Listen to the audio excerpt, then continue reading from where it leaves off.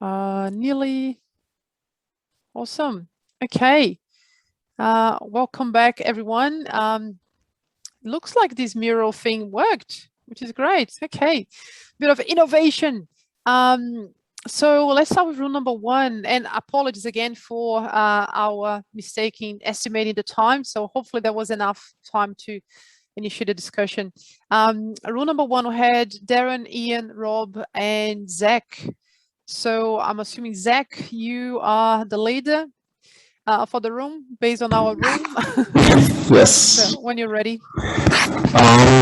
So we had a very interesting or nice conversation. I think generally we all agreed that with that declaration, declaration number 3. And we had some interesting points around the challenges, but also some tips and hacks. In terms of challenges, I think one of the biggest challenges is to become a good leader and to acquire leadership skills that require self-awareness.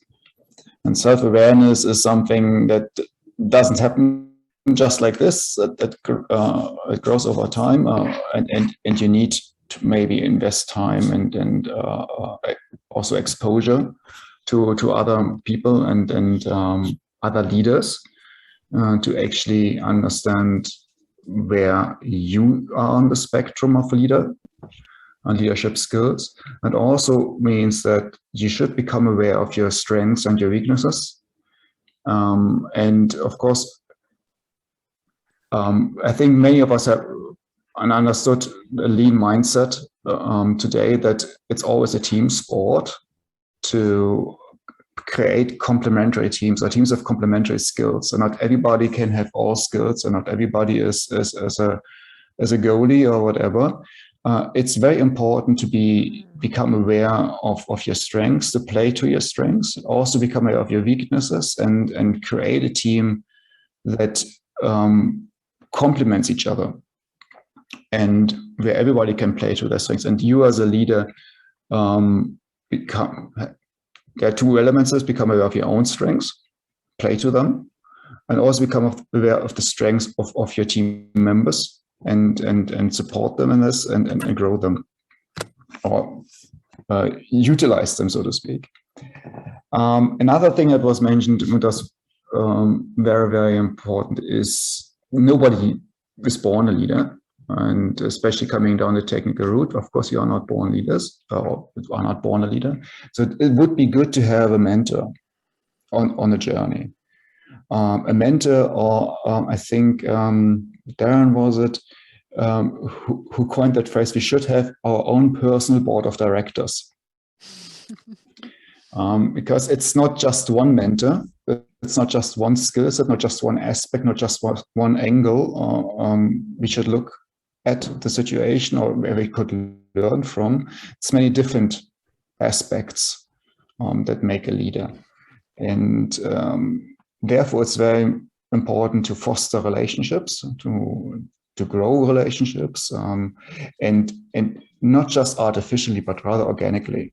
This is where we learn best. This is where we also being taught best. We adapt and soak up new knowledge and skill sets from people where we have a deeper relationship with, that is more organic rather than this artificial hierarchical relationship we might have in some workplaces. And lastly, there are some things that were mentioned as another tips. I think Ian, you mentioned that there was a good book that he read called Multipliers. I'd like to recommend to the group. But also, I think we bring some interesting mindsets to the party already as leaders, rather than traditional leaders who went through whatever school to become managers right from the start. We have acquired another skill set. It is so important for a leader, and this is a growth mindset. That comes through technology, because technology is ever changing, ever evolving, and we just naturally had to adapt this in our careers.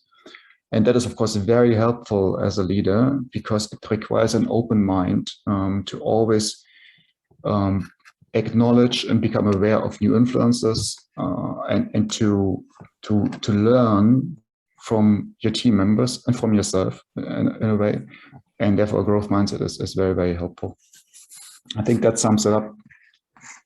Thanks so much, Zach. Great summary. Yeah, I wonder if Ian and Darren, do you have maybe anything that you like to add on top of Zach's summary? I'm conscious that is the first time that you joining us, so it will be good to hear a little bit more from you if there is anything you'd like to add.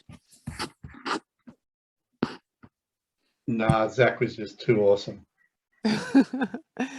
Okay, good stuff. Thanks, Ian. All right. Yes, Darren? No, I think Zach summed it up really well, but I think it's an important recognition that, you know, particularly as you become more senior in an organization, is you're not expected to know everything and you're not expected to be everything. What you're expected to do is build a team around you. And like, you know, the best way to build a team around you is, I think it was Richard Branson who said, find people who are smarter than you, empower them and let them go. And that's part of recognizing what you're good at and find people who are good at what you're not good at and let them go. So I think Zach summed it up really well. Love it. Thanks, Darren. And that takes courage and vulnerabilities in it to do that, and maturity as a leader. Wonderful. Okay. Thank you. Rule number 1. So moving on to breakout rule number 2. So over to that'll be Stephen, I guess. According to our rule of the last first name with the last letter of the alphabet. That's me. Thank you. I will try to do some justice. I'm going to share my board. Or can you share the board? Because I can't. Yes, I can. Yes, I will. Give me a sec. You can get started if you like, but it's So I think the most key thing was the statement that about leadership and mindfulness, leadership skills. This is very true, obviously. That's so everybody does agree with this statement, and agree that there is a kind of a bulldozer mindset in tech leadership right now. And I think the most key thing there is to be humble when we have discussions like this, and you know, create a. I guess it would be to create a.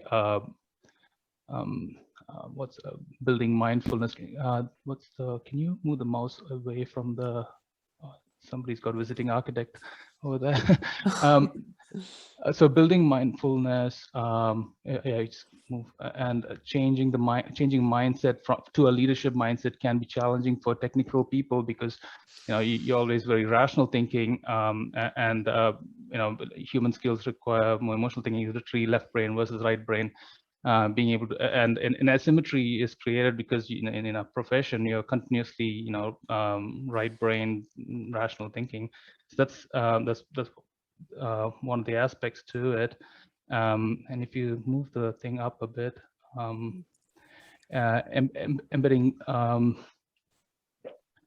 So internship was an interesting point I think David made about you know, leaders being interns in other teams, try to get a bottom-up kind of an experience, bottom-up experience in the organization. So being an intern you generally tend to be the most powerless person in the organization. So you experience whether the culture is going to bring you up or kind of, you know, make you feel unempowered. So I guess that's the perspective you can get from that. Yeah, senior leaders need to be humble enough to accept that they have to go back to school to learn new things, and it's a, you know, growth mindset, like Zach said. So I guess yeah, so setting a good ethical foundation for learning leadership skills in a way that doesn't you know, kind of trample out the individual styles that might come out of having that neurodiversity, so to say, is I think going to be a challenge, because entrenched leadership styles, which are very different from the kind that is required to solve challenges, like creative challenges, because ultimately, I guess that's our industry is creates something out of nothing, literally. So there is creativity is one of the prime resources, so to say. I guess I think I have summarized my understanding of what everybody has discussed in my group. Yeah. Excellent. Thank you. Thanks so much, Stephen. And sorry for putting you on the spot in the very first time that you joined us.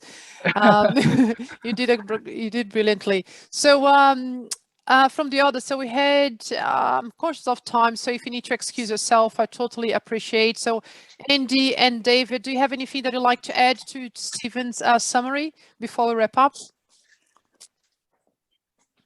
I was just going to say, I think the two groups have really summed it up well together. Yeah, actually, I also just wanted to say I thought David explained a little bit about this anecdote of him going back as an intern, and that's a big takeaway thought for me. I thought that's really super cool, and I think that sort of summed up a little bit our exercise in one action. So kudos for that. Good stuff.